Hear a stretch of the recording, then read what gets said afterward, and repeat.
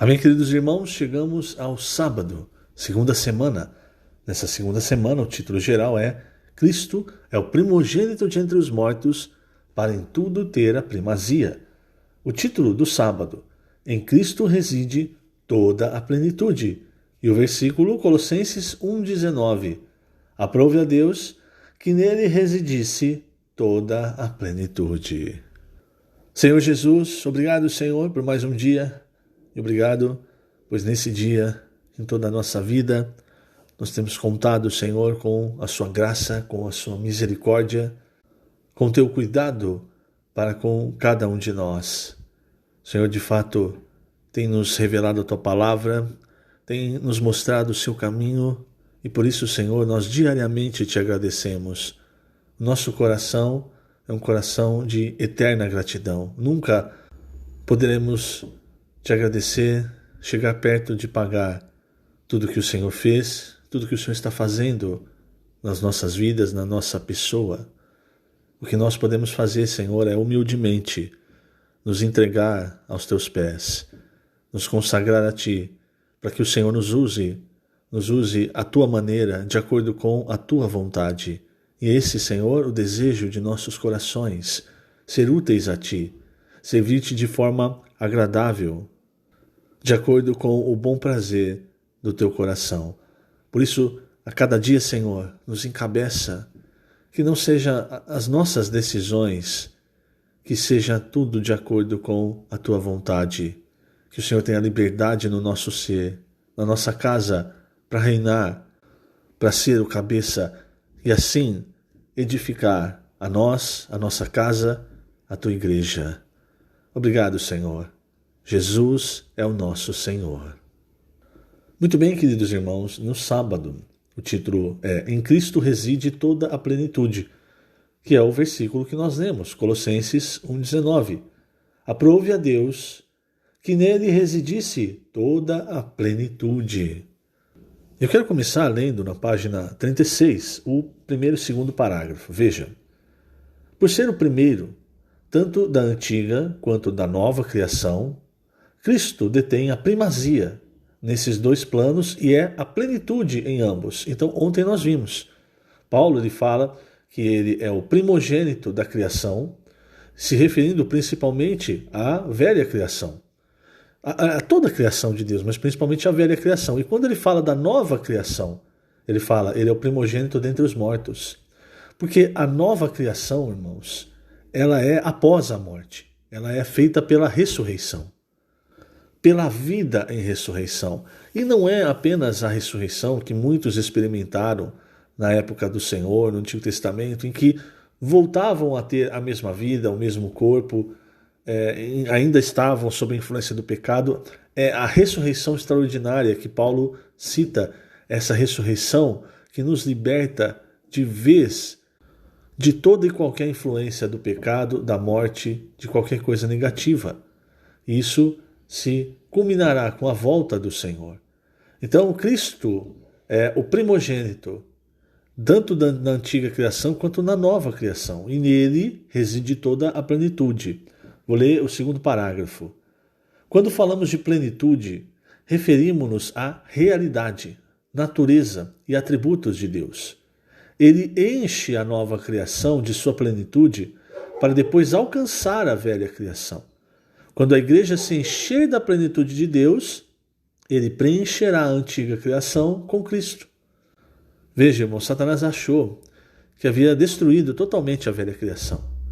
Mas você está percebendo o plano de Deus com a nova criação, enchendo toda a antiga criação até que tudo se torne novo? Com a redenção de Cristo, irmãos, até a criação foi reconectada, a antiga criação. Você vê isso em Colossenses 1,20. Que havendo feito a paz pelo sangue da sua cruz, por meio dele, reconciliar-se consigo mesmo todas as coisas, quer sobre a terra, quer nos céus. Quem se mantém inimigo de Deus? Apenas quem quer. Há um chamado, irmãos. O Evangelho é um chamado no mundo para que todo aquele que crê, aquele que queira, entre aspas, se reconciliar com Deus. é bem-vindo. Agora, quem resta? Quem ainda é inimigo de Deus? Aqueles que não creem. Aqueles que ouviram, e hoje é muito difícil haver alguém que não ouviu o Evangelho. Aqueles que ouvindo o Evangelho acham que é besteira, que não tem Deus, que não há Deus, enfim, né? Aquelas coisas que nós sempre ouvimos. Esses permanecem inimigos, permanecem cegos, esses permanecem no império das trevas. Mas mesmo eles, se ouvirem o Evangelho e crerem, irmãos, eles são reconectados com Deus. Então todas as coisas sobre a terra, quer na terra, quer nos céus, foram impactadas pela morte de Cristo. Agora, uma coisa é a realidade, outra coisa é a manifestação. Então, aí é que nós precisamos entender. Se você perceber as verdades bíblicas do Novo Testamento, elas têm ambas, praticamente todas as verdades têm dois lados, que é o lado da realidade e o lado da manifestação, que é o lado subjetivo e objetivo. Se você pegar, por exemplo, a verdade a respeito da santificação, nós, irmãos, de forma objetiva, nós somos santos. Por quê? Porque santo significa ser separado, significa ter o elemento de Deus, porque só Deus é santo. Então, quando nós recebemos o Senhor, nós fomos separados, nós fomos tirados desse mundo, nós fomos santificados. Agora, isso é de forma objetiva, exterior. Agora, interiormente, irmãos, nós ainda precisamos ser santificados. Isso se refere ao subjetivo, entende? Quando nós falamos do reino, então a vida da igreja, ela é hoje a realidade do reino. Isso é algo subjetivo. Você pode ou não viver isso. É como a santificação. Você já foi separado, mas você pode ou não escolher se santificar, seguir o Senhor, recebendo a palavra. A vida da igreja é a mesma coisa. Quando você vive a vida da igreja, o que está na Bíblia, você vive a realidade do reino dos céus. Porque você está encabeçado. Há um rei, há um governo celestial. Agora, isso é subjetivo. Você pode escolher ou não. Agora, independente de você escolher ou não, um dia vai chegar a manifestação do reino dos céus.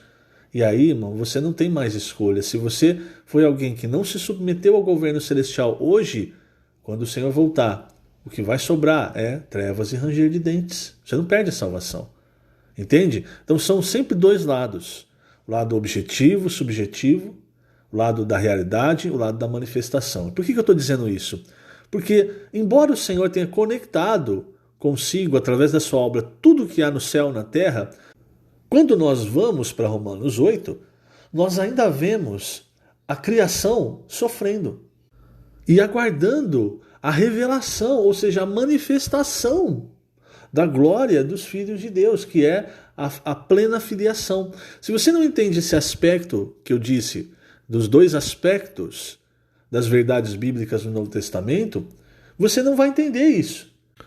Há dois aspectos da nossa salvação: a salvação do nosso espírito, que é a salvação eterna, a salvação da nossa alma, que é a salvação para o reino, que é a santificação. Entende? Tudo é bem encaixado, é bem ligado. Precisamos entender essas coisas. Por que eu estou dizendo isso? Porque hoje ainda a criação sofre. Ela foi reconectada pela obra do Filho, irmãos, mas para acabar com o sofrimento da criação, se você ler os versículos de Romanos 8, você entende bem. É preciso que os filhos de Deus cheguem à plena filiação, à plena salvação. Veja, eu vou ler alguns versículos. Vou ler Romanos 8, a partir do 18 eu vou lendo. Veja só. Porque para mim tenho por certo que os sofrimentos do tempo presente não podem ser comparados com a glória a ser revelada em nós. A ardente expectativa da criação aguarda a revelação dos filhos de Deus. Quer dizer, nós somos filhos de Deus, mas ainda a glória, irmãos, que Deus está infundindo em nós, ela não foi revelada. Isso vai acontecer na manifestação do reino, quando o Senhor voltar. Pois a criação está sujeita à vaidade, não voluntariamente, mas por causa daquele que a sujeitou, na esperança de que a própria criação será redimida do cativeiro da corrupção para a liberdade da glória dos filhos de Deus. Veja, irmãos, isso é o reino.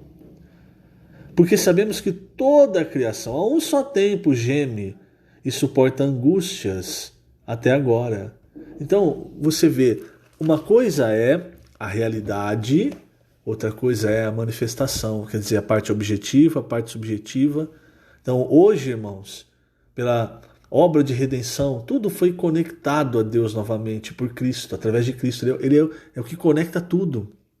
Mas a criação ainda sofre. Por quê? Porque ela precisa ser libertada, ela precisa entrar para a liberdade, e isso vai acontecer na volta do Senhor. Por que nós pregamos o Evangelho?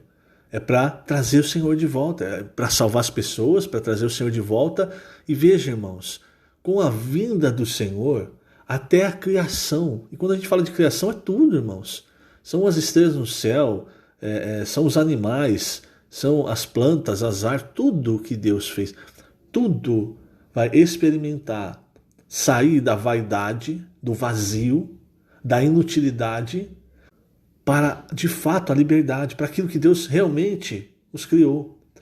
Então hoje, irmãos, onde nós entramos? Hoje no cristianismo há muitos filhos de Deus, mas quem de fato tem buscado a santidade, tem buscado viver na realidade do reino, pregando o Evangelho para trazer o Senhor de volta? Ali, se você olhar, é um pequenino rebanho. E nós precisamos ser esses que estão nesse pequenino rebanho. Ou seja, os vencedores que trarão o Senhor de volta. Aqueles que, na vinda do Senhor, vão ter o seu corpo já transfigurados. Por quê?